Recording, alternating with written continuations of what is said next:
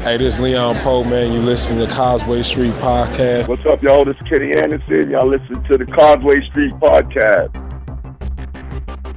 For all you new listeners out there, I'm your host, Josue Pavone. I'm joined as usual by my two co-hosts. I'm Sean Dutra. What's up? Yeah, like talk long about walks yourself. on the bee. There you go. Joel Pavone. What up? I'm a Pisces. The most romantic. It leads off with that. The most romantic sign in all the zodiac. Oh, If you couldn't tell by my voice already. oh, Sexy. But I'm the producer of this ensemble that we call Causeway Street. In case you missed it. Hey, Bill Walton here, Celtics 1986. You're listening to the Causeway Street Podcast. Yeah, come here for nothing but the truth. This is where dreams come true. Thank you, Boston, for my life. where are we going? You guys are such homers. It's your boy Terry Rozier. You're listening to the Causeway Street Podcast. Now listen to my boys Joe, Sway, Joel, and Sean.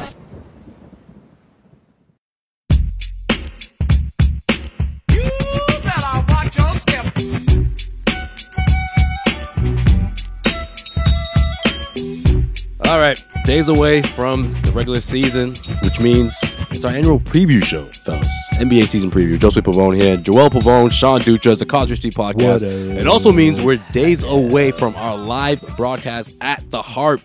If you haven't signed up already for a chance to win tickets to the season opener between the Celtics and the Sixers, what the hell are you waiting for? All right, it's easy. You subscribe. If you've not subscribed already, you take a screenshot, tweet at us, and you're automatically entered to win the tickets. We'll be doing the drawing 2 days before the game, so you can come down, claim your tickets. Come to the live show just because you want to come out and have fun. Yeah. So you win Right. tickets by sitting on your goddamn couch. Exactly. Just screenshot the shit and fucking tweet at us. We'll give you fucking Like, tickets. I've seen more complicated ways to win Yes. tickets than this. Yeah. And you know what, fellas? That's some news for you. Oh, what? What? We got some news, We bro? got some news for you and for the listeners, of course. If you strike out and What? you don't win What? the tickets, What? come down to the Harp, sign up to win a pair of Celtics tickets for a future game. We're giving away another pair thanks to our friends over at 1 in 100. They will be sponsoring the live broadcast. That's 1in100.co. That is your go-to site to win tickets to sporting events and concerts around the city. 1in100.co. That's ONEN100.co. So if you don't win the tickets to see the Celtics versus the Sixers, you can win tickets to see a future Celtics game. So Thanks to our friends over at 1 in 100. There is a reason to come to the Harp then, huh? There you go. There you go. So now you have a reason to come to the Harp, and you also have 2 chances to win Celtics tickets. Man, making it rain Celtics tickets around here. That's right. It's like Christmas for Celtics fans. That's how Causeway Street do. That's how we're doing it. That's how we do on Exactly. Causeway Street. This is actually the first time we've ever done this. Present but yeah. tense. Okay. Yeah. Yeah, because it's it's a new season. Yeah. Also, when you Championship aspirations. Also, when you get a chance, head to 1in100.co. You can also enter a online raffle to win tickets to any concerts in the city, any other sporting events, like, I don't know, the ALCS. Yeah, that's- We got a lot going on in the city right now. Is that going on? Yeah, that's going on. Right now, this is the hidden gem of anything in Boston right now. It is. You tried it, right? I You did. tried It it was for awesome. the last series. Yeah, right? I didn't win, but I felt like I had a damn good chance of Yeah, winning. you have a really good chance. Lots of shit going on in the city. You got the Bruins, you got the Pats, you got the Red Sox, Celtics. Get it together. The Revolution, they're still kicking? No, that's it. No Mats. Your plug for all events in Boston. So yeah, that's what's going down. 1 in 100. So check them out. So sign up if you haven't already. If you don't win, come down to the Harp and enter your name to win a pair of Celtics tickets. So you got 2 chances. What other podcast is giving away 2 pairs of fucking Celtics tickets right now? I can't think of one And besides Causeway Street. nobody. No. Causeway Street is your That's right. place to get free That's right.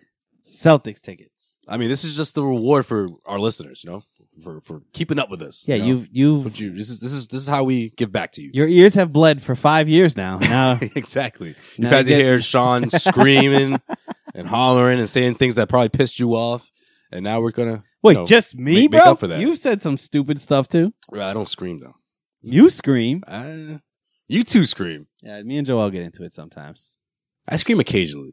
Yeah, that's true. You can't tell me RJ Hunter's not a better shooter than Devin Booker. Yo, if Tim wasn't Tim, That was you. you would never give me so much flack for that. But because Tim is such a big Suns fan, that's why you give me shit for that. I said he could be a better shooter. That's all I said. Oh, no, I said he's just as good of a shooter. I never said he was a better player. All right, I don't even want to go down this road. We can Pull the tape back. we can keep going with this, but listen, let's focus on the upcoming season, all right, which has nothing to do with RJ Hunter. I don't even know. Did he make the team? Nope. Did he make the Hawks? Nope. Didn't make nothing. You don't even know that for sure. You're just saying that. Just assume. Joel, look it up. Someone. I kind of want to know now. Did RJ Hunter make the Hawks? If he didn't, that'd be pretty bad, Sway. Let's hope he did. I'll look that up. Anyways, all right, preview show. Eastern Conference, Western Conference. We're previewing the entire season, the entire NBA. And we're going to have Zach Peloquin join us. Man, we haven't talked to Zach in a while. Nope. Should be Haven't fun. talked to him in a while. It's been a while. But before we do that, before we get on the phone with Zach, we had to talk about Terry Rozier. I mean, I didn't see this coming. Did you two see this coming? Negotiation, Still on the Hawks. contract. Still on the Hawks, by the way. Apparently, he's still on the Hawks? Still on the Hawks. There you go. No, See? Rozier's not on the Hawks. He has a We talk about RJ Hunter. RJ still has a few more days to see if he Makes the squad. sucks or not. Let's go, RJ. You got this. This is Big like shout out to RJ. like when RJ Hunter went up against James Young a couple years ago to see who makes the squad. Yeah, a lot of people wanted it to be RJ Hunter. Well, a lot of people wanted to be James Young, a.k.a. me, and I was fucking right. Remember when that was like the big talking point? Jesus. That was the biggest That was when thing our heading into lives. the That regular was when season. our lives sucked as a Celtics podcast. As a Celtics podcast. Can you believe it that they're cutting RJ Hunter? It was pretty much that and name an all-star in the league and let's bring him to Boston. Yeah. Oh, with Paul Millsap coming to Boston. Yep. Kevin Loves. Kevin Loves. Who else? Oh, Kevin Love was Jimmy like early. Butler. That was our first days. Yeah. First couple episodes. Anyways, Terry Rozier. The Celtics could reach a deal before the start of the regular season because there is a deadline for rookie contract extensions. What does that mean for this team? Does that mean Terry Rozier could be a trading chip? I don't know. What is this about? Are the Celtics going to commit, $14, $15, $16 million to a backup point guard? Is that what's going to happen? No, I don't think so. And I don't think they can. If they do, then Kyrie's not being re-signed. I think like right now that makes no sense though. Right now everything is candy canes and roses and unicorn shits and fruity pebbles and everything that's good about being happy is what's happening right now in the preseason for the Celtics. Like that's it. Everyone's going to be like, "Oh, of course I'll re-sign here." Danny's like, "Of course we're going to try to re-sign Terry. We're even negotiating right now." You know what I mean? Like Terry Rozier would be an idiot, an absolute idiot to sign any contract before the start of this season. Am I right? Or am I wrong? Not necessarily. Why can't it be both? Why can't they sign both Kyrie and Terry? Terry, like so one of them is going to have to take a pay cut. Listen, a big pay cut. No. It's Terry because if you sign Terry now, listen. He's a restricted free agent, right? Anybody can offer him 20 plus. Yes. Next season. So why not 14 right now? Because that's $14 million a year versus $20 million a year on a 3-year contract. You're talking about $18 million he's losing out on. But Terry Rozier, but if he agrees to it, who cares?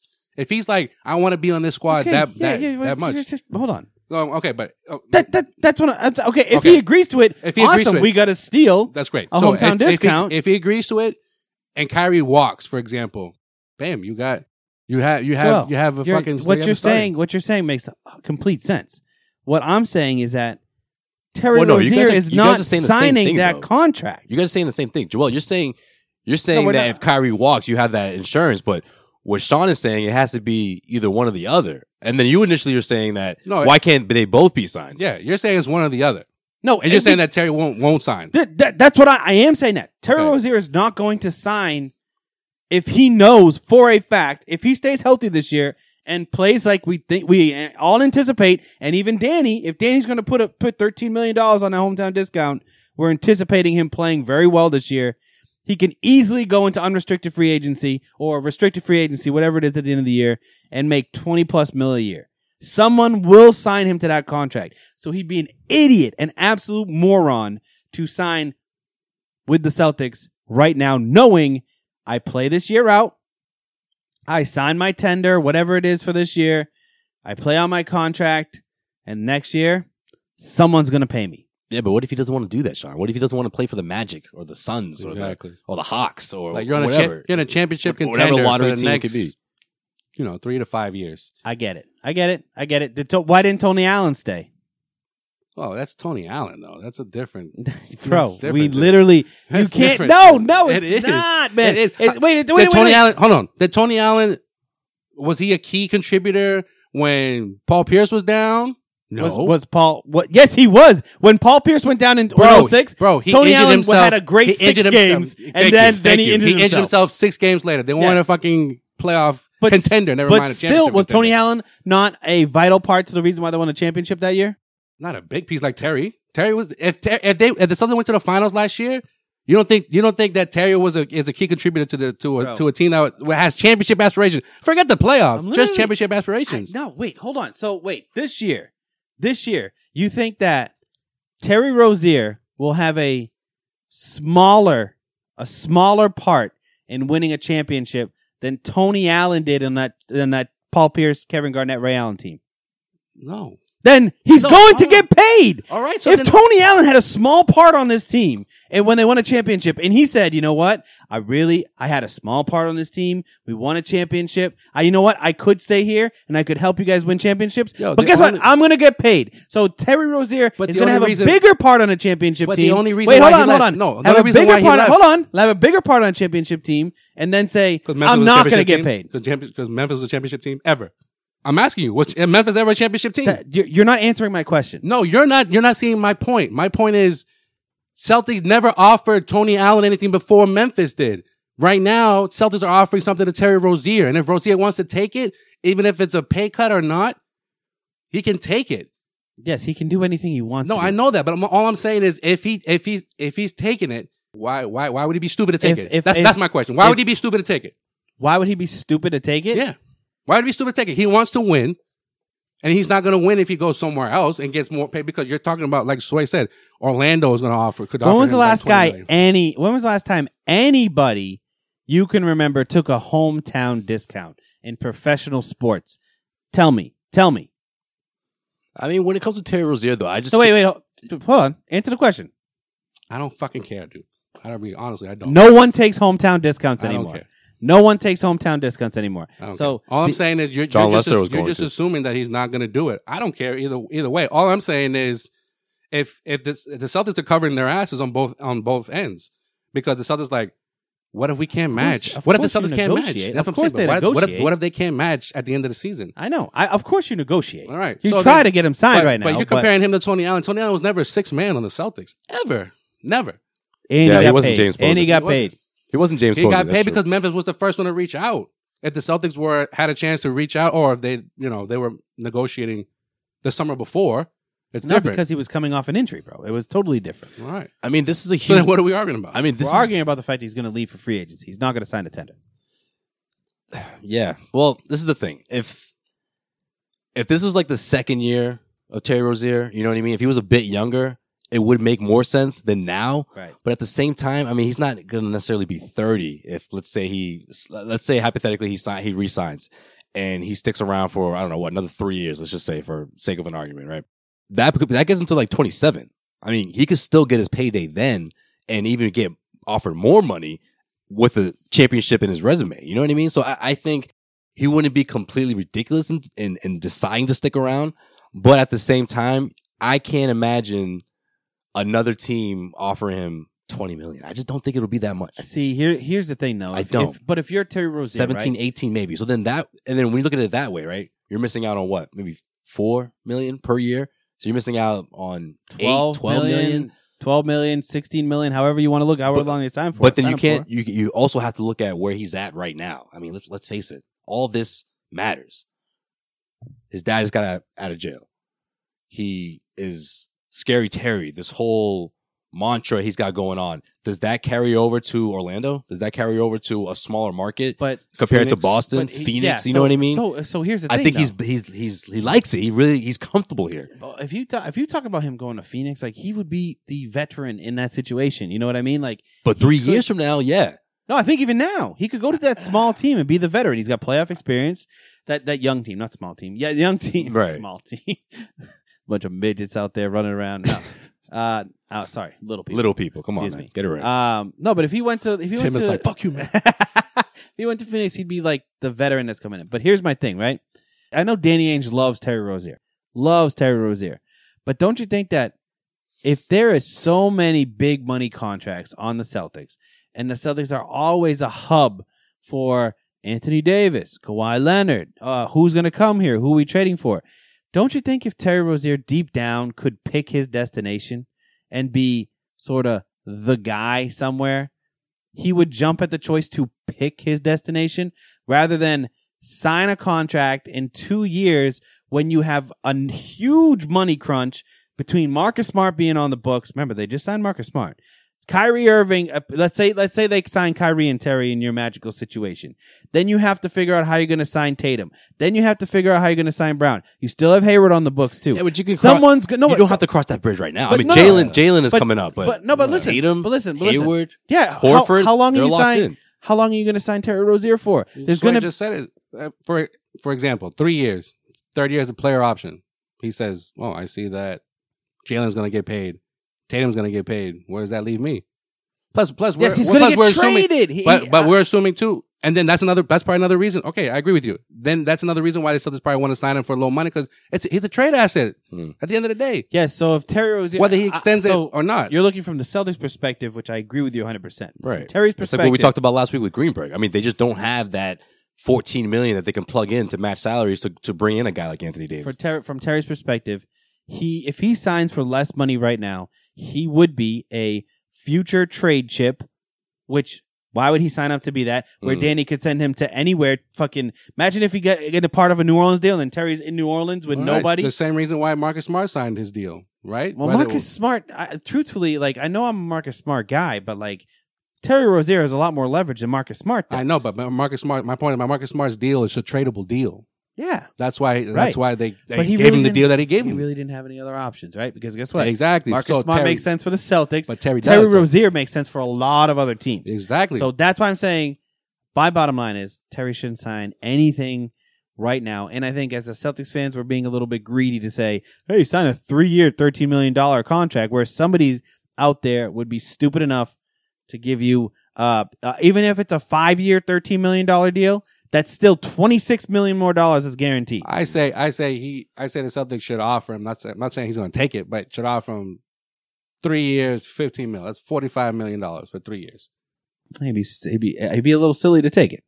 But yeah. I get. There's two sides. Of the story. And you know another thing also, I think the timing of this whole thing is it's off. I mean, I don't see this deal coming together this quickly. Well, yeah. I mean, Celtics are not. If we're talking about this in August or even a month ago, they have a strong chance at getting something done here. But at this point, it's just too big of a decision to make within the next 4 days. Well, maybe it's been going on all summer, and we're just now catching wind of it. That could be true. Because the Celtics are not known for giving rookie extensions. But I will say what I tell you. Restricted ones. Don't believe anything you say. Don't believe anything you say. I believe everything I say. I mean, that should be your mantra. Don't believe anything you say. Don't believe anything you hear right before the season starts. No, but that's not coming from Terry though. That's different. You're talking about Kyrie. Doesn't matter. Like Kyrie. What's Danny going to say right now? All right, so then, of course, trying to sign him. Yeah. All right, so then let's talk about Kyrie and his verbal. Does that change anything? Your opinion on what if Kyrie's going to be here long term? No. Okay, then. So then, what has been my biggest point about Kyrie the entire time? You're afraid he's going to get injured. It's not the fact that Kyrie won't sign here. It's the fact that Danny won't sign Kyrie. All right. So then, if you sign Terry now. If you sign Terry now, then guess what? And Kyrie bounces. Kyrie's out. That's why I don't think the both of them can coexist. I don't think the money works. I don't think the playing time works. I don't think the investment works. I think if this was any other squad, this is just me. Any other squad, Terry wouldn't consider signing. Yeah, and you know what? Because it's the Celtics, though, and because of what he's done and and how the team has been put together. He's like, I want to be a part of this. I've been a part of this shit since when it was just Isaiah and nothing else. And when no one believed in Terry getting drafted by Danny, everyone's like, what the hell is Danny thinking? Another guard? Right. And he ended up being one of Brad Stevens' best players in the postseason. But I will say this. What bench is going to have two players on it that are making between Marcus Smart and this potential deal you're talking about with Terry Rozier? The Warriors. That's $30 million. I get you, but in maybe bench the Celtics you can't do that. But maybe the Celtics for the next few years won't care about luxury tax like the Warriors do. They're paying Livingston how much? They're paying Iguodala. He's in the high teens for a backup. I don't know, man.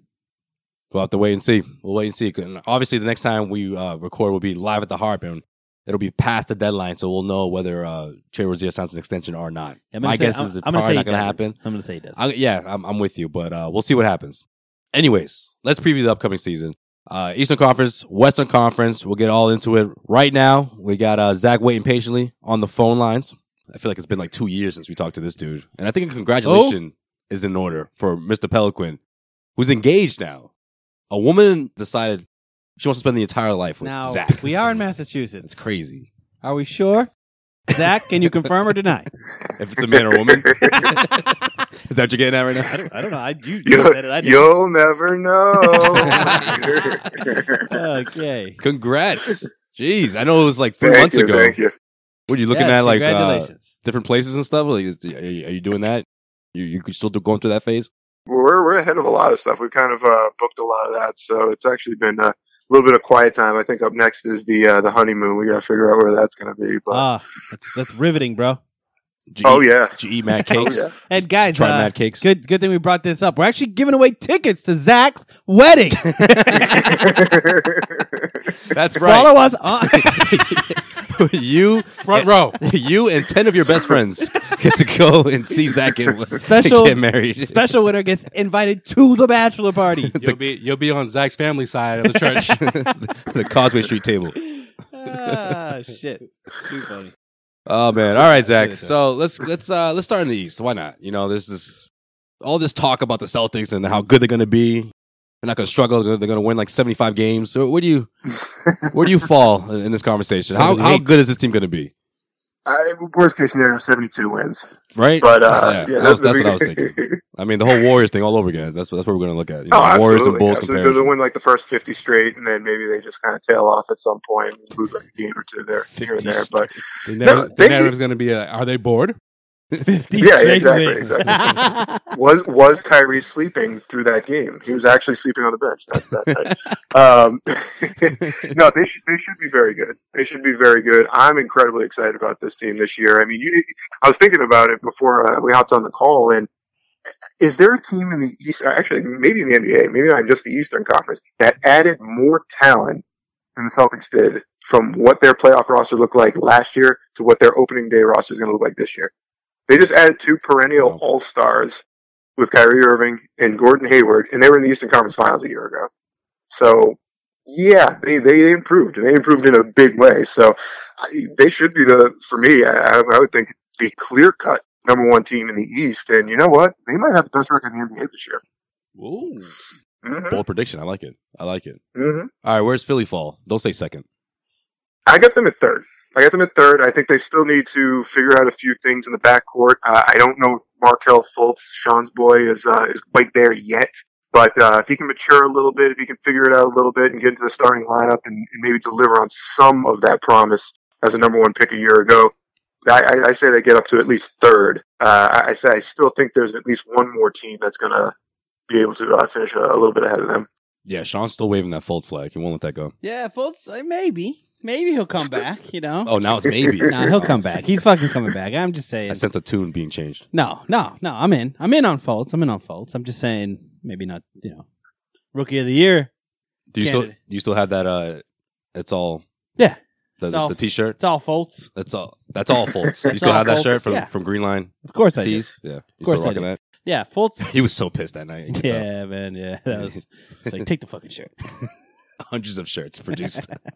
All right, so who's number 2? You got him at 3. 2, I like Toronto. I think if Kawhi, not Kyrie, if Kawhi can be healthy and be close to the player that we remember him as in San Antonio, I think that team got better by swapping him for DeRozan. They were the number 1 team in the East last year. I think they're still a very strong team this year. And, Leonard in the East, I mean, there's going to be a cakewalk. There's going to be a lot of easy nights for these teams at the top of the East with a very, very weak bottom half of the conference. So I like Toronto. I think they'll be the 2 right behind Boston. And then, like I said, Philly rounding out that top 3. Okay. So you got Boston, Toronto, Philly. Who's that mystery 4th team? Because I think after those 3 teams, it can go either way, right? For a lot of people. Who's a sleeper? Can I guess? Give me a Can I sleeper guess team. who his sleeper is? The Pistons, huh? Zach, you still riding that bandwagon, huh? I see Philly moved up on your list this year, huh? How bad were you sweating for like the first 3 months of the season last year when they were like in second in the conference? Yeah, I was, but I and Brooklyn was 10th. Yeah, I was quiet. Yo, off air, you actually admitted to. You're like, yo, if the Pistons are still relevant in February, because I'm never gonna hear the end of it from Zach. Oh, man. Yeah, give me a sleeper squad. I like Milwaukee this year at 4. I like them at 4. I think Giannis is. I think he's got an MVP in him this year. I think he's got an MVP in him. I think he runs that team right up to 4th, gets them a home seed. I think that's going to be a very dangerous team come playoff time. My big thing with Milwaukee is, can they maybe squeak out a deal to get one more stud player? We heard some rumors about Chris Middleton bouncing around the idea of possibly trading him. To see if they can improve their star power, but we'll see what happens. I like the Milwaukee team at 4 though, and in the East. Yeah, see, for me, I feel like they have to add to those guys. Like, I like Middleton for that team, especially if he's healthy. You know, we saw the difference, what he does for that team when he's healthy, you know, in comparison to the years where he missed so many games. But another person that a lot of people are not talking about is Brook Lopez. I mean, Brook Lopez, if he's healthy, that's legit. No, it's not. What do you mean? What do you mean? Why are you looking at me like that? Brook Lopez? What is this, 2007? Yo, for a 4th option? What do you mean? Yeah. For an offense that can use all the offense that they can get at this point? Because think about it. Who else is going to score for that team besides Chris Middleton and obviously Giannis? Like, yeah. And I guess you got, Drew Bledsoe going in there. Are you higher on Brook Lopez on the Bucks or Dwight Howard on the Wizards? Brook Lopez on the Bucks. That's ridiculous. Why is that ridiculous? That's just a ridiculous statement. I don't know. Well, all right. Well, give me a Brook Lopez stat line then, if it's so ridiculous. Brook Lopez stat line this year, 14 games played. Oh, okay. I see what you're saying. Yeah, well, and I mean, he said if he's healthy. Though. He said if he's healthy. Sure. That's I don't know. I feel like the Bucks are always going to be that middle of the pack kind of team until they do add another. They need to add a star. else. Yeah, like a star quality player. He can't win by himself. I think the Pacers have a better squad than the Bucks do right now. To be honest, truthfully, really, yeah. This is the team that took the Celtics to 7 games, though. I understand that, but everything is predicated again around Giannis. Can Giannis take that next step? We don't know because it's the same exact squad, and we don't know who their new coach how he's going to play into the whole equation. All right, well, let me ask you this then: which team got better during the offseason, the Bucks or the Sixers? I mean, that's the thing. Like they actually got better with the moves that they made. The Sixers, who do they have besides Wilson Chandler? All right, so then other than Lopez, who else do you feel like can make a legit impact for the Bucks? Well, first of all, Giannis is. I still see upside in Giannis. So that's works in their favor. He just has to be more consistent. But the Bucks don't have shooters, and if Giannis developed a 3-point shot over the summer.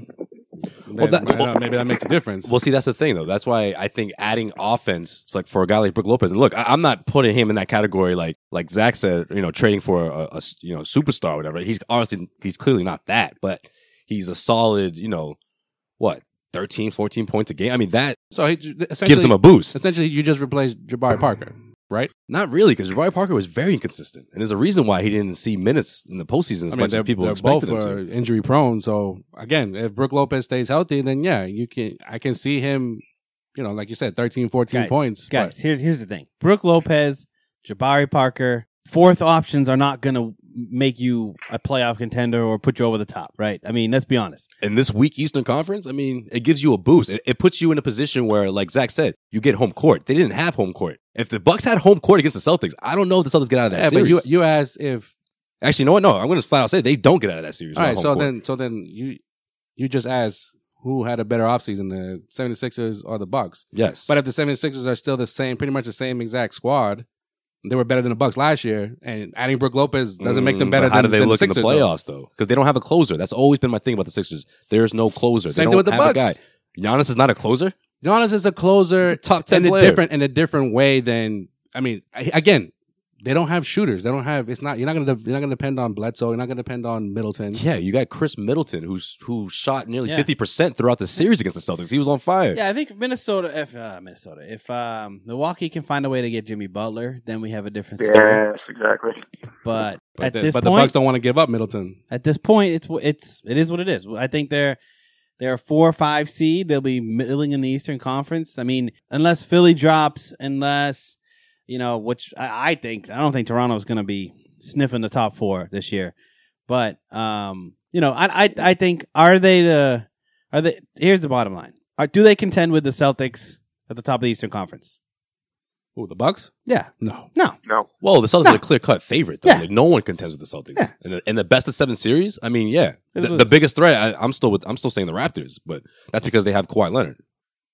Obviously, it's a big if, depending on how he bounces back from his injuries. But you know what? Speaking of Jimmy Butler, Zach, if this trade somehow comes together and he becomes a member of the Miami Heat, where does that put them in the Eastern Conference? Because obviously we don't know the names that are involved, but we sort of have an idea. I mean, they did frame this trade that was close to going through, and then it fell apart in the last second. I guess they were pretty much finalizing the deal before it fell apart. But Dragic was one name. We're hearing another team may be involved. Let's just say hypothetically, Jimmy Butler, member of the Miami Heat. Where does that put them in terms of challenging those 4 teams that we just mentioned at the top of the Eastern Conference? Well, I think if they could put it together and not lose too much in the process, I think you can put them right in the conversation with Milwaukee, maybe even as high up as Philly. I think Butler, in my opinion, at this current juncture, if you have Butler on a Miami squad, he's better than any player on that Philly team. And it just as of right now, we're not talking about potential a year from now or even by the end of this year, but as of right now, I think Butler would be better than any of those players on Philly. Would I sit here and try to sell the idea that Miami could get to maybe an Eastern Conference Finals? Potentially, but I still don't think they're getting past Boston. Boston is too deep. I know we love our Celtics. We're homers, sometimes, but I mean, this Boston team that's going to be a mountain to climb for anyone in the East right now. So even with Butler, I think Miami may be somewhere in that 3-4 mix, but ultimately, I still really like Boston and Toronto over them. All right, last question, Eastern Conference. Who's going to make the playoffs that maybe people aren't thinking about? Maybe the Celtics first round matchup, making that 8 seed. I think it's going to be Cleveland. Yeah, I was about to say the same thing. Yeah, you think Kevin Love returns to being the Minnesota version that he once upon a time?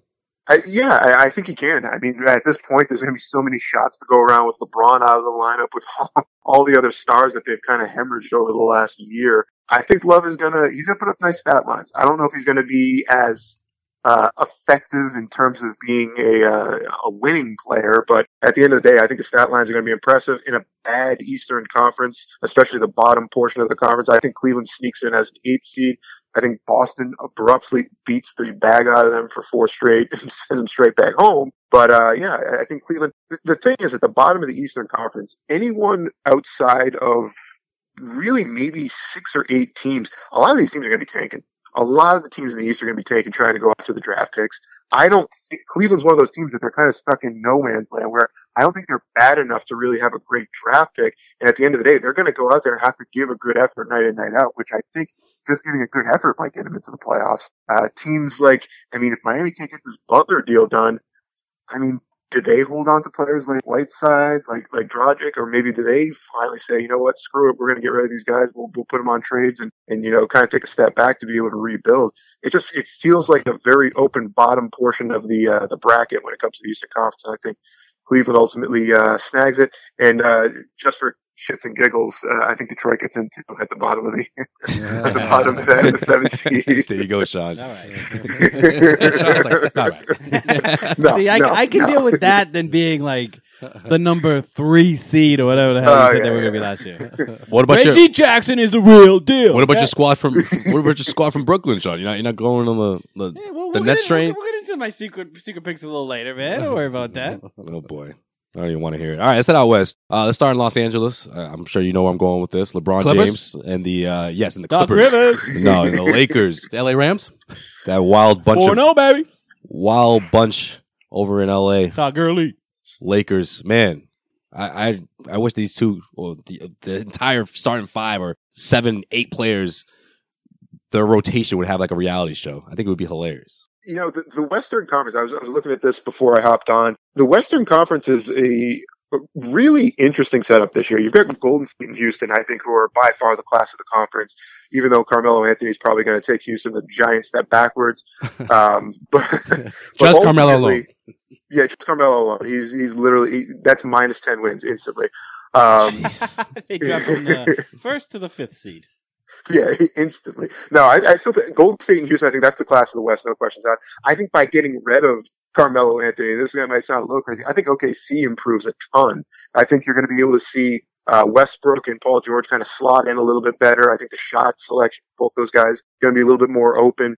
So I do like what OKC could potentially look like this year. And that would be really my top three. For the Lakers, I see them at 4. I mean, LeBron still is a huge presence in any lineup. I think he's going to be able to bring some of these younger players along a little faster. Guys like Brandon Ingram, he could benefit hugely by having a guy take some of the pressure off of him on the offensive end of the floor. And I think having a guy, for as hokey as it sounds, a mentor like LeBron who knows how to win, who's had this type of success in the NBA, I think you could bring that, a player like Ingram along quite a bit.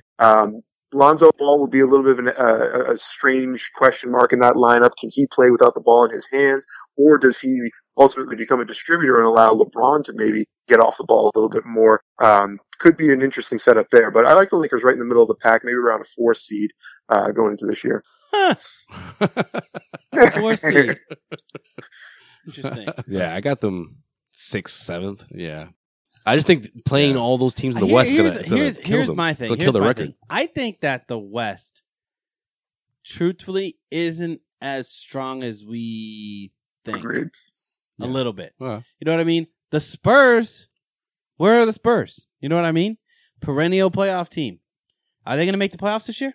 The Spurs? Absolutely. Of course, man. They're like 4. Do you, Really? do you forget that Yeah. DeMar DeRozan's on the team? Or do you just see the team without Like Kawhi Leonard? if they I mean, were DeMar well, DeRozan they stepped have- down from Kawhi Leonard, No, bro. I get you. But if they were like the 3rd seed all the way DeJounte up until like Murray's the last, injured. He's hurt. Yeah, but all the way up until like the end Yeah, of that's this, a big loss. That's a huge loss. like the last like few weeks of the season. Who's their squad? Like the Spurs? No, I think people are looking at the Spurs and like, yeah, last year Kawhi wasn't there. They still made the playoffs. They're gonna be okay. They're not gonna be okay this year. So I'm not saying just because they made the playoffs. I'm saying like legit all the way up until like the last 2-3 weeks of the season where everyone from like Right. the 3rd seed to like the 9th seed were separated by a couple of wins. They did that without Kawhi Leonard. sure. So this year it's like I just that think- distraction is gone. I just think that the West, the powerhouses in the West, the actual powerhouses in the West, you have teams like the top tier Western Conference teams are obviously the Warriors, obviously the Rockets. Then you're getting into the Denvers and the Utahs of the world, the Oklahoma City Thunders. Like these teams have question marks. The Lakers fall right in there. All right, but so I mean, you so think San Antonio's better than Denver? no, Oh wow. not at all. Not even close. I think just a simple factor because they have Pop. I think that just gives them an I edge. just That's actually my sleeper squad, the Nuggets. I just think that the Western Conference, like the powerhouse Western Conference, is in those two teams, Houston and Golden State, and I think you're going to see from the sort of like what we saw last year, 3 through 10 is going to be a dogfight. Yeah, I can see Utah third. And then LeBron James is the best player in 3 through 10. I can see Utah 3rd. I can see OKC 4th. San Antonio 5th. They can battle out with OKC, and then from 6 on, That's what you see. That's what you see the Lakers. that's when I see the Lakers down like 7th, 8th. Yeah. Hey, Zach, where does the Minnesota Timberwolves fall in all this? I think they're missing. Yeah, they fall right off the board. I think I think they missed the playoffs. I think they're going to have if that team. And that's another team, right? No, seriously, think about it. I mean, they're going to have to deal Butler. There's no way they're going to be able to reconcile that relationship at this point, especially after the other day. After the other day, yeah. That was bad. I've never heard. Oh. Foreshadowing, okay? Talk about nail in the coffin. Come on, Joe. You thought this wasn't going to come up? Yeah, we're a talking season about- preview? We're talking about the season We're not preview. talking about details now. That's all I'm saying. Hey, no one missed No, that no, shit, no, right? dude. Yeah, everybody no, saw that. Everyone saw that. No one missed it. Stevie Wonder saw that shit. or at least he heard it anyway. No, Um, no. No, Sean He thinks saw. He saw it. Sean thinks he saw it. He read every word. Not talking about Braille. Didn't read the Audible book. He read that shit. He Yeah, but saw I the think- sit-down interview. That team is, they're going to have to move Butler. I really don't see any way around it. And once they do that, you're telling me you trust Andrew Wiggins and Cat and the softness that they're being exposed for. They're going to make the playoffs in that tough Western Conference? I don't think so. I mean, it does depend on what they get back from Butler, but I would assume they're going to be looking at future pieces, whether it be picks, whether it be, young players or something like that. It's that team took a big step back with this offseason, and I think unfortunately, with Butler likely going somewhere else, I think they're almost semi back into a rebuild at this point. So no playoffs for them. Do you see another team swooping in there and making an offer for Butler, or is it sort of like Miami or nothing at this point? it would make a ton of sense to me for a team like Philly or a team like the Lakers to go get him. Get a second star out there. Get a guy that you can go to in the crunch time that either isn't named LeBron or, I mean, in the case of Philly, they need a closer. They need a killer at the end of the game. So why not go after a guy like that? The question is, what kind of trade package are they being forced to put together in order to get the player, knowing how many good young players and good draft picks that those teams might be able to provide? I think Philly, I mean, imagine that. You put Jimmy Butler on that team and you can hold most of what they currently have on that roster. Yikes. Yeah, see, that's what I was thinking when Kawhi Leonard was up for grabs. But then, you know, I think what scared them off was obviously his contract. I mean, he can just leave next summer and all of a sudden you're left with nothing. So I think the future's gone. The future's gone, right? You'd be sacrificing, if I had to guess off the top of my head, a Sarge or picks or something like that, right? Because they're not going to dangle Simmons or Embiid, obvioully. So I think that's probably, Sarge would be the centerpiece of the deal along with Fultz, other assets and Fultz. Yeah, Fultz would have to be in there. Like, hey, just take a chance on him. He's gonna develop. Watch his videos. You know, he's slowly relearning basketball all over again. They'll sell that false sense of whatever that is that they have going right now to quote unquote trust the process amongst their fans. But yeah, I just think Philly's all in with these guys. I just don't see them within the next year or two. I don't see them saying like, you know what, let's restructure this thing a bit. Let's trade away Sarge for this guy, or let's do that. You know what I mean? I just think they really think that this team is the one that can give Boston a run for its money this year and, you know, years from now. Yeah, for sure. The question was phrased as such that where do you possibly, where would you see him? That would be an interesting spot in terms of tradability. I mean, oh yeah, no, I got you. Yeah, I'm just throwing it out there. I want to see like what other team could come up on someone like Jimmy Butler, because obviously he's a heck of a player. Yeah. Golden State, there you go. It'd be six man Golden over State. there. Golden State just adds Butler. Yeah. It's tough. It's tough. I really don't see another team that has the resources out there to really make it happen. That's why I think the Miami thing made so much sense. You had a team that was willing to move some of their better players in order to be able to kind of get a guy that they thought they could re-sign long term in there. I mean, you look at the rest of the landscape of the NBA. I mean, the Knicks are one that Dallas, you're saying? Yeah, little Harrison Barnes action. No, don't listen to him. He's just talking out his ass. What? That trade doesn't make sense? No, it doesn't. For who? For Jimmy Butler? You put Harrison Barnes in one of their young guys? Yeah. No. Why not? No. Wait, are you serious right now? I can't tell.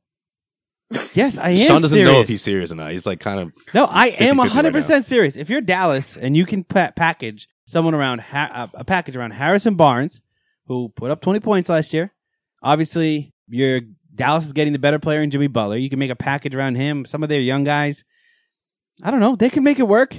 Contracts will match up. Yeah, but I'm just talking about the overall skill level. Like, are you content with Harrison Barnes? Are you going to be content? Dragic is not as good as Jimmy Butler. I would take Harrison Barnes over Dragic any day of the week. All right, fair point, but then that's it, dude. If they're going to have to sell Jimmy Butler to 50 cents on the dollar, and if you can get a guy like Harrison Barnes who's signed long term, can score, would be a potential piece next to Wiggins and Cat. I mean, it is what it is. You sort of bite the bullet.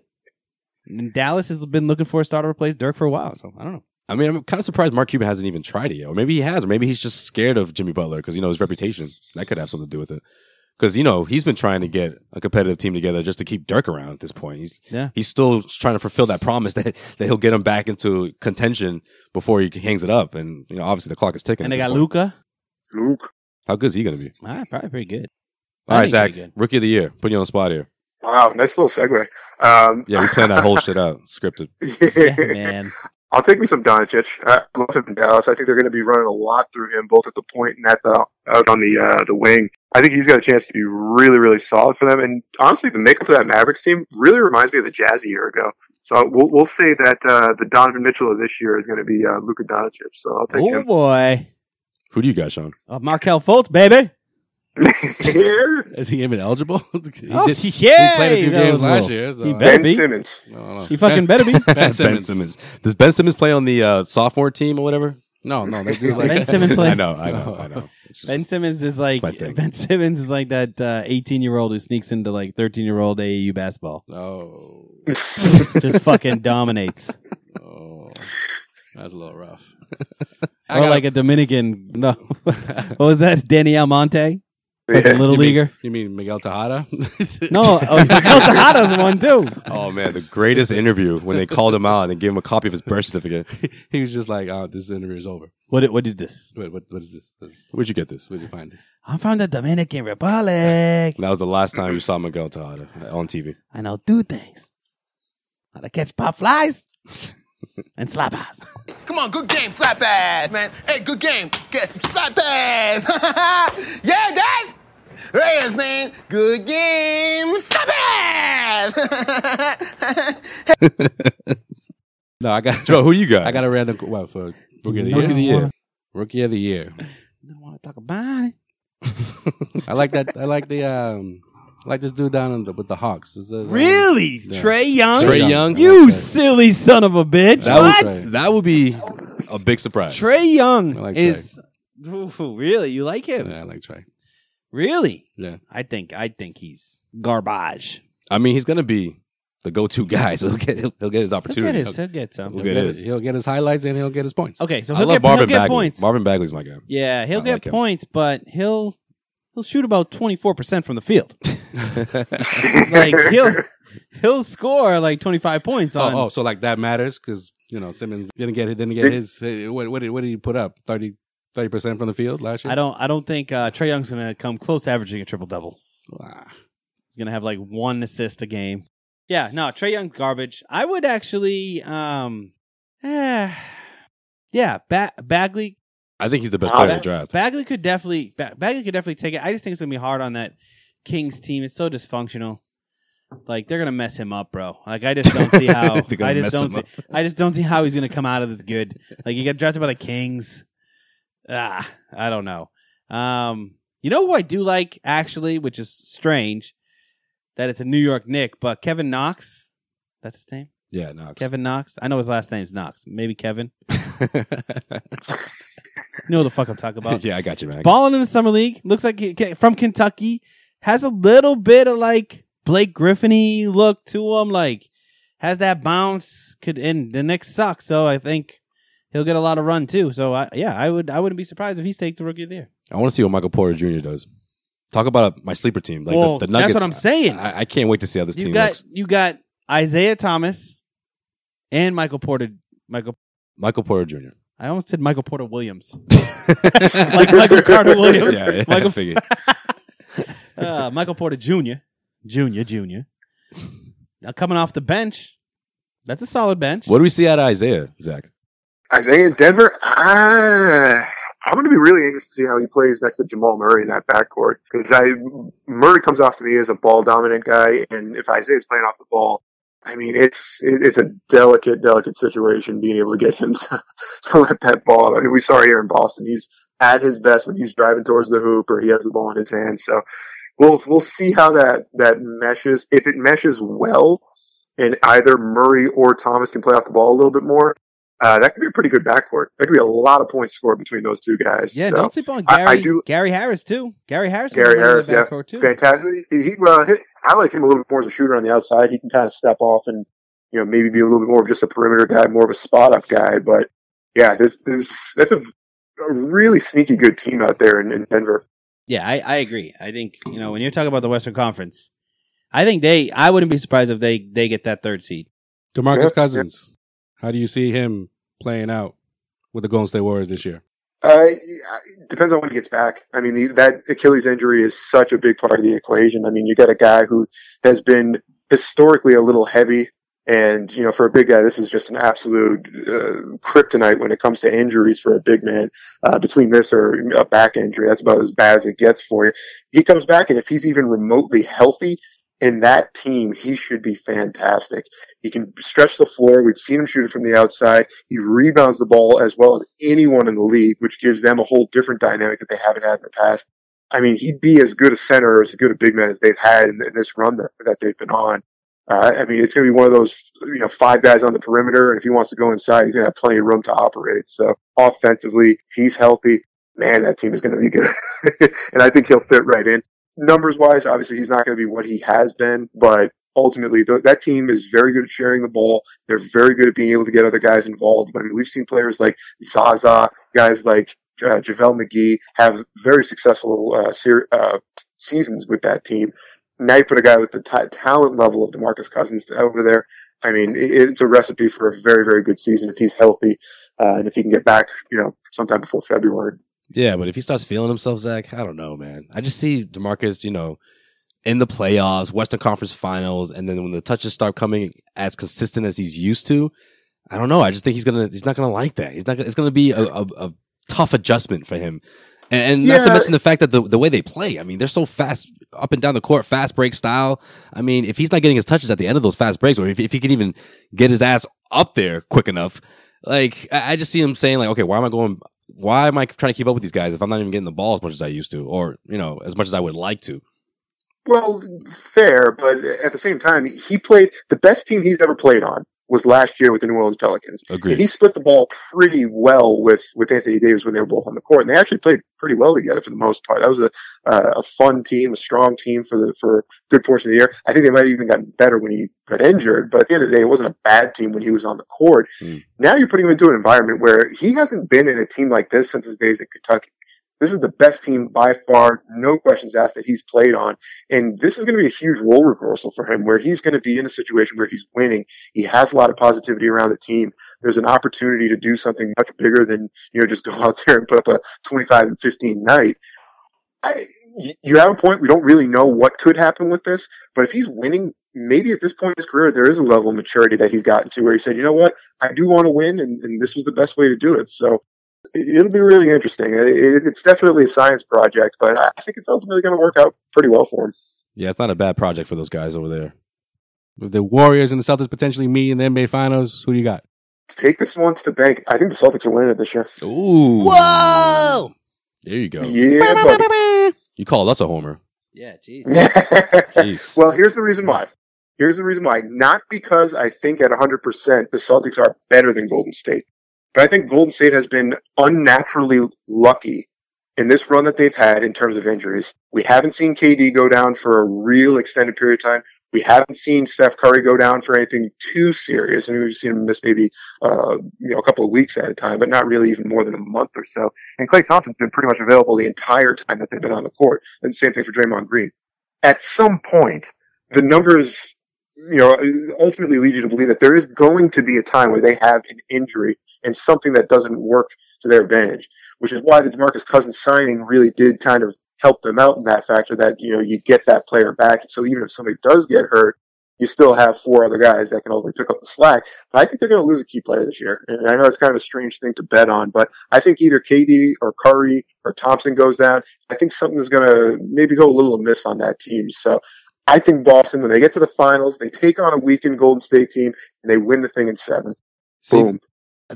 I've thought that too. I'm like, something has to go wrong here because this run has been going on ever since they had they got Kevin Durant. Everything's it's just been so easy for them.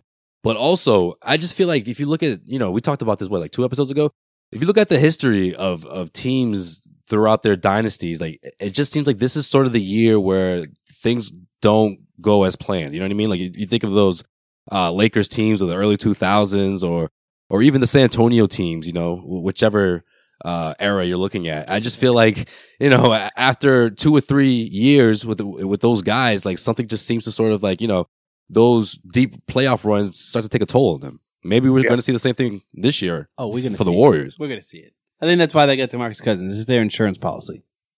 Well, I mean, it's also a contract year for him. So I think a little bit of what Dutra has said in the past and what Sway is saying in terms of like what kind of DeMarcus Cousins are we going to see. It could be a little bit of both. Right. But what Zach is saying too, if someone goes down, DeMarcus is like, oh, here it is. Here's my moment to shine.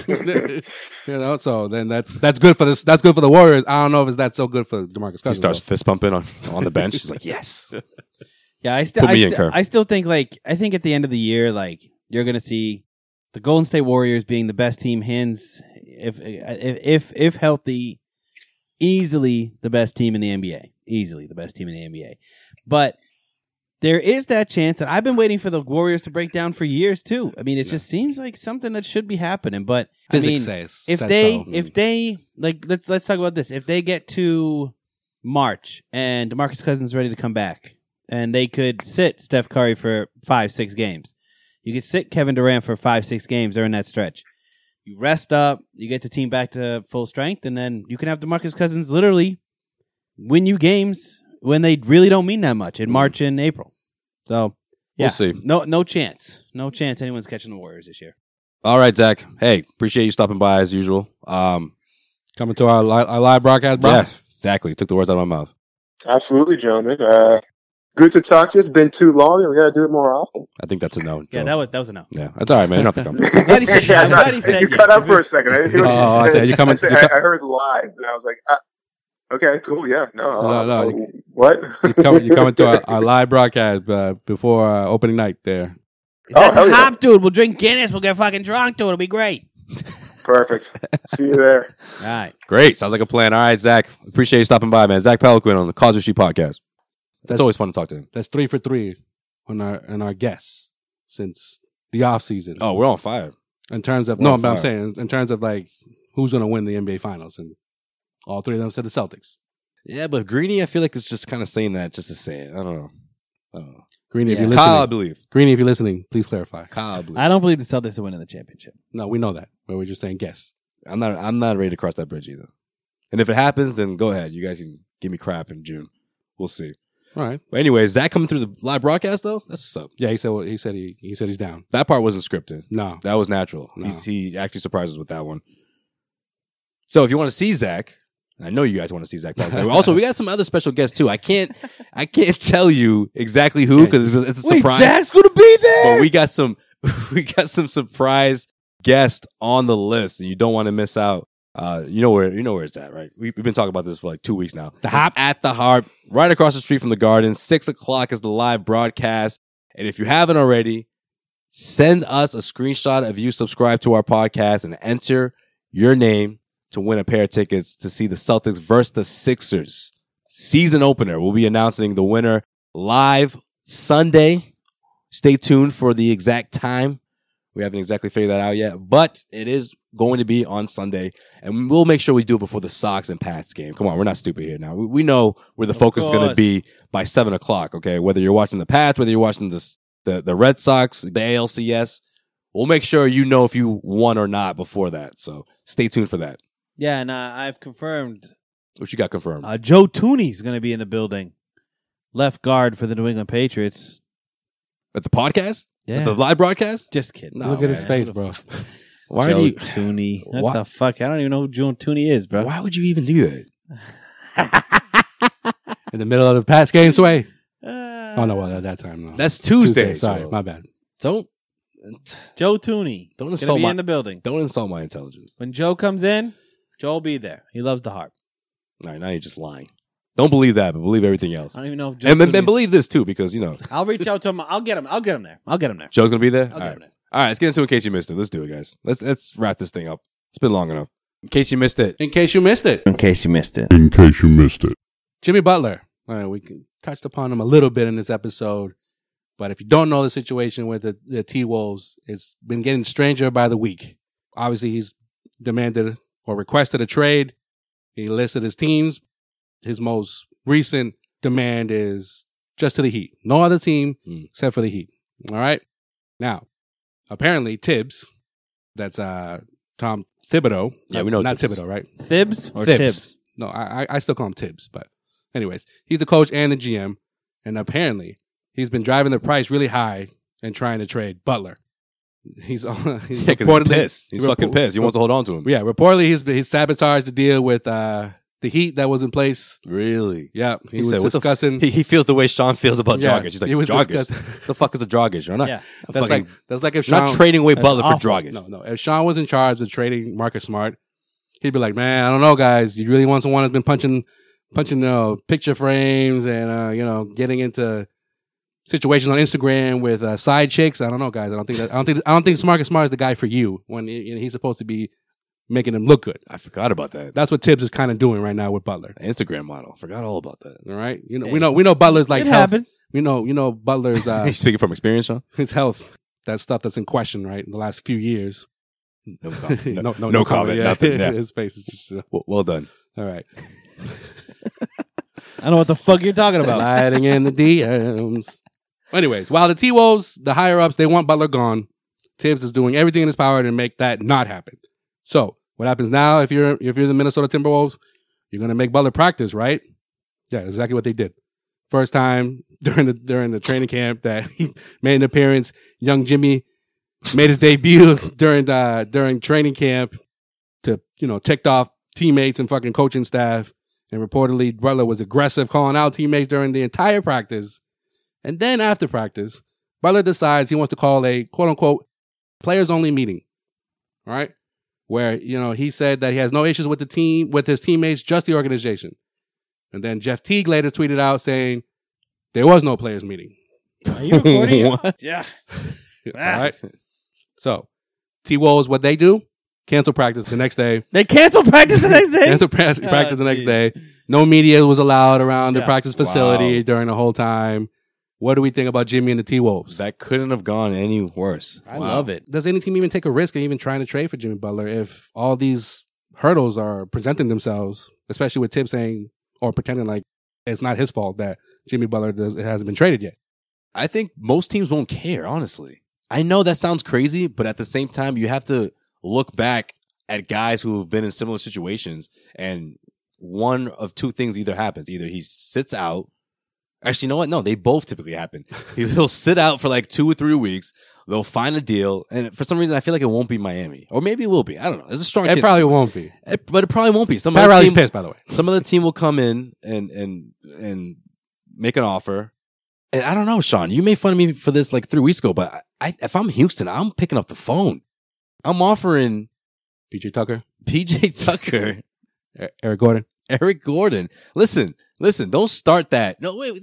Don't look at me like that, Joel. Don't start that with PJ Tucker. No, the centerpiece is obviously Gordon, and that's not a bad shitty deal. Centerpiece. Is he better than Dragic? Yes. What about that Harrison Barnes thing I threw out there earlier, Ben? No, man. I'm telling you, if that was an option, if Mark Cuban wanted Jimmy Butler, he would have Jimmy Butler. Trust me. Yo, this situation is so absurd to me because if the Timberwolves want to trade Jimmy Butler and Tibbs doesn't, you just get rid of Tibbs, don't you?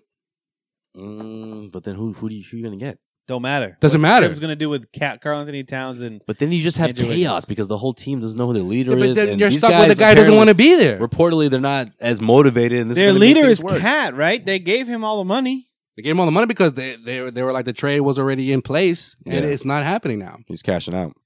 Tibbs he's literally sabotaging every chance for the Timberwolves not to trade.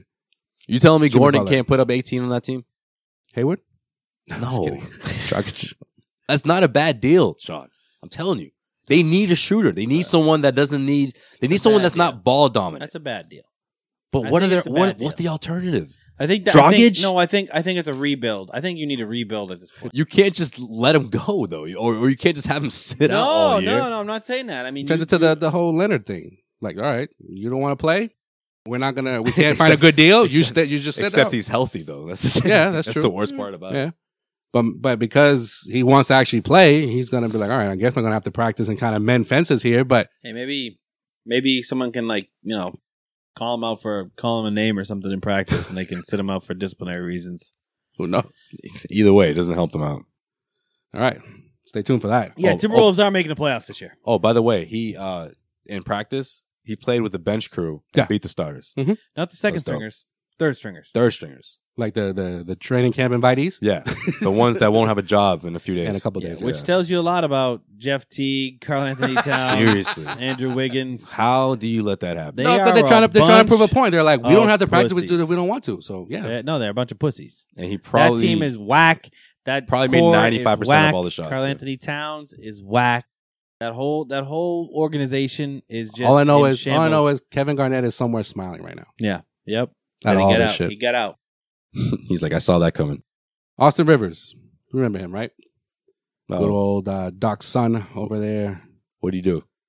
Got traded from the Clippers earlier in the summer. Where'd he go? To the Wizards. And Mr. Austin Rivers isn't happy that all the attention in the East is going towards the Celtics and not the Washington Wizards. Really, Austin? Okay. Yeah, all right. I think I saw this. Did he drop an N-bomb? No, he dropped an F-bomb. Oh, okay. Yeah. Yeah. What?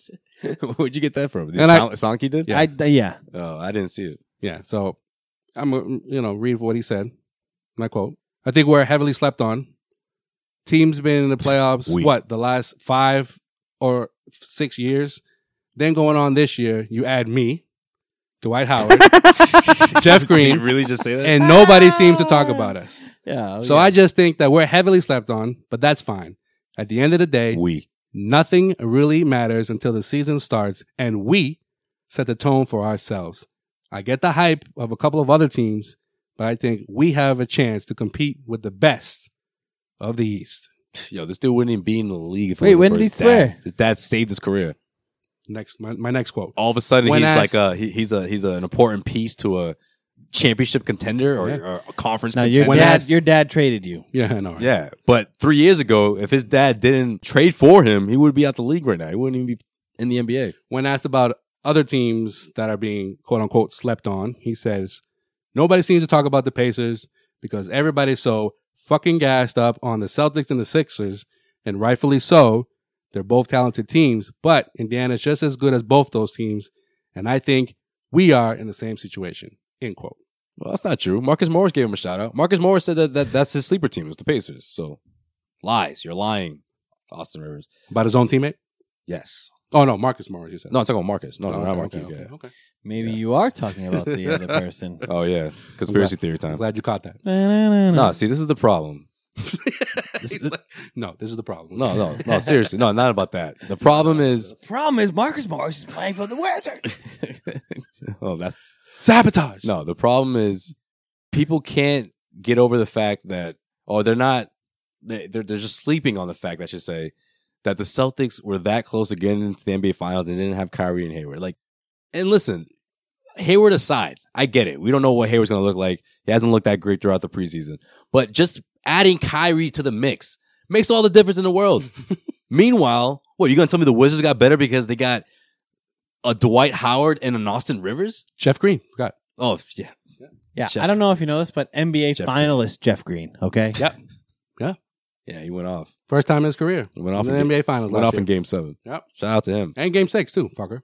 Yo, stop crying about it. I'm so tired of everyone, not everyone, but guys like Austin Rivers and Tristan Thompson, of all people, right? Just crying about they're not favored to win the East. What did you expect going into the offseason? The Celtics were the favorite to come out of the East the moment LeBron James left.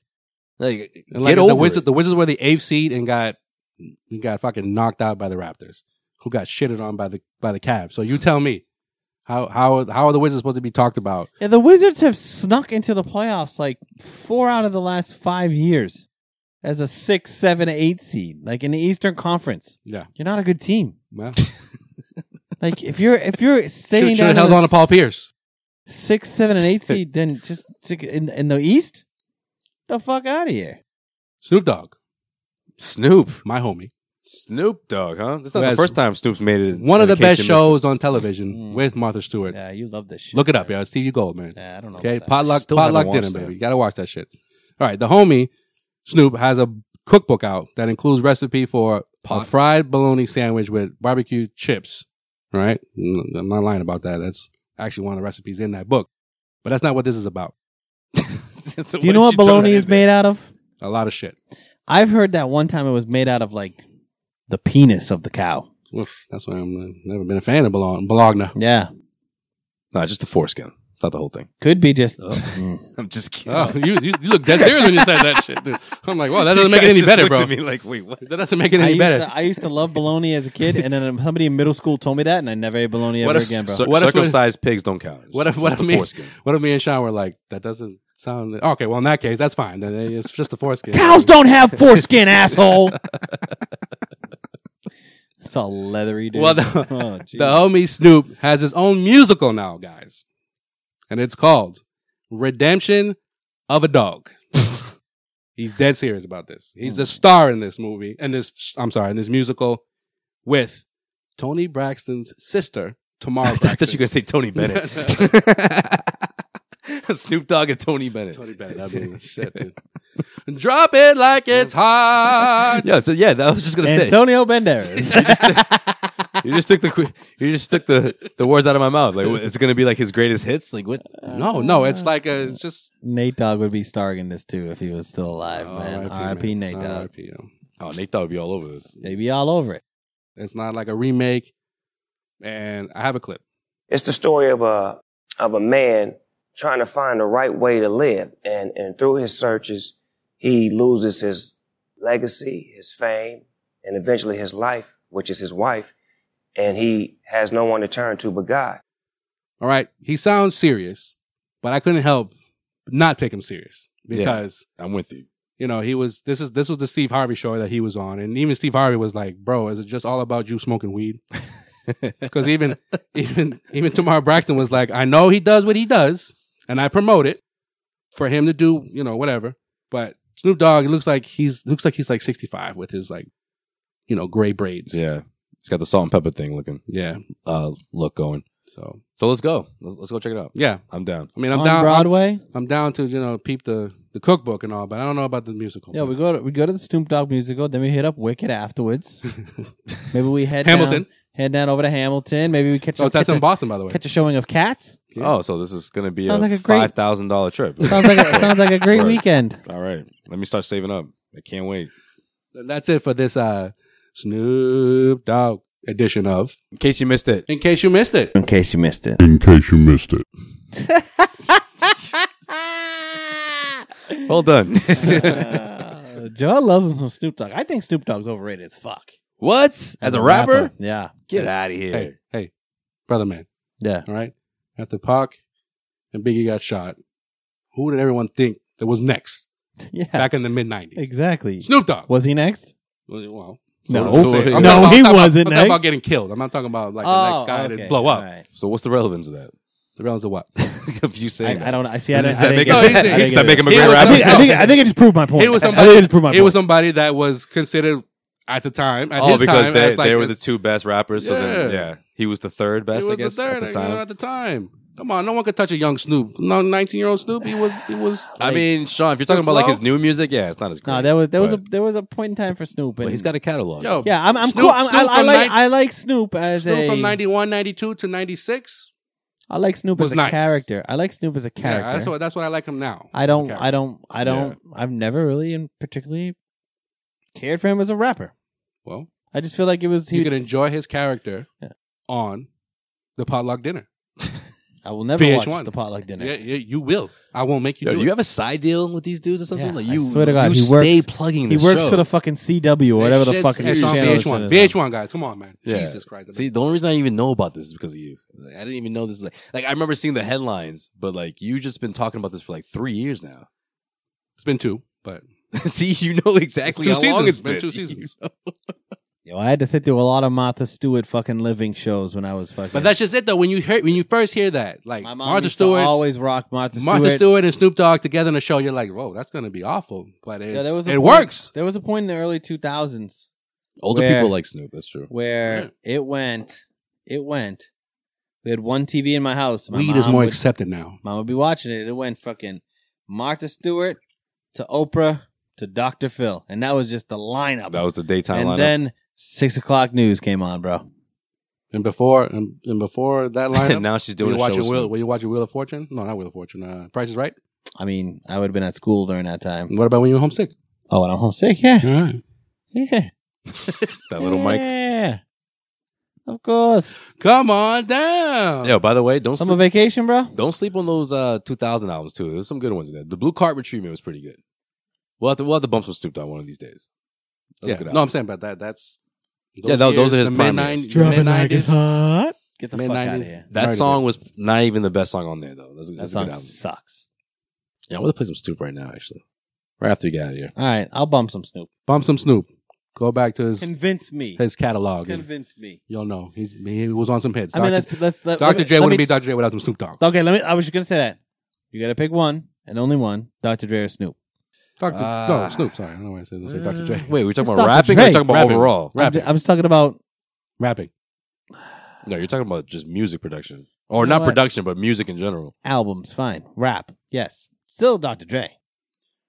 I mean, all the Dr. Dre's like. Who has the best album out of there? No, I know, but Dr. Dre's albums The Chronic is nothing but Snoop on there. Yeah, it's heavy. That's heavy Snoop. Chronic and the second one, 2001. He knew he was like, if I'm gonna be dope after the NWA, post NWA, I need someone like Snoop. Yeah, but you got to pick one. Pick Dre or Snoop. That's it. Snoop. I'm going Dre because I can't not have those Dre beats. I'm Dre's also made going some Dre of the as best well. the I'm best also going beats. Dre. Without Dre, you don't get Eminem. Without Dre, you Yeah, that's don't what I'm get- saying. But like, I said rapping wise. Sure, but I mean, great. Snoop's dealing with Martha I mean Stewart Snoop. now. I mean and Snoop. I'm just saying. But Dre's Snoop, finding talent Snoop. like Kendrick Lamar. I mean, it's what it is. It is what it is. I mean, they went different paths. All right. But let us know what you think. Hit us up on Twitter. Tweet at us, Snoop or Dre.